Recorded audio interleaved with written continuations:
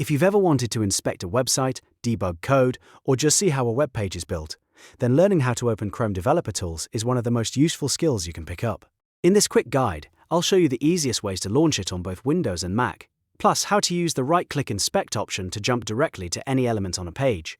If this video helps, make sure to hit like and subscribe for more simple software tutorials. Let's get started. The fastest way to open Chrome Developer Tools is with a keyboard shortcut. On Windows, press F12 or use Ctrl, Shift, and I at the same time. On a Mac, press Command, Option, and I. As soon as you use one of these shortcuts, the Developer Tools panel will appear inside Chrome. This is the main hub for inspecting HTML, CSS, JavaScript, network activity, and more. If you're brand new to it, don't worry, you do not need to be an expert to start using it. Even opening the panel and looking around can help you understand how a website works. Another really handy method is to right-click any element on a web page and choose Inspect. For example, if you right-click on a button, image, heading, or paragraph, Chrome will open Developer Tools and automatically highlight the code for that specific element.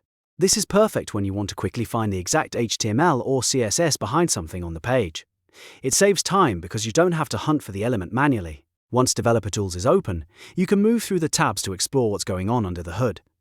The Elements tab lets you view and edit page structure and styles. The console can help with JavaScript messages and errors.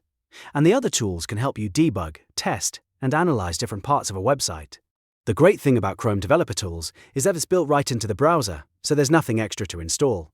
Whether you are learning web development, troubleshooting a layout problem, or just curious about how a site is made, this tool is incredibly useful.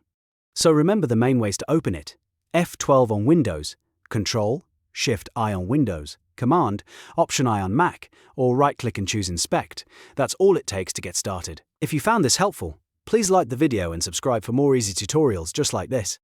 Thanks for watching, and I'll see you in the next one.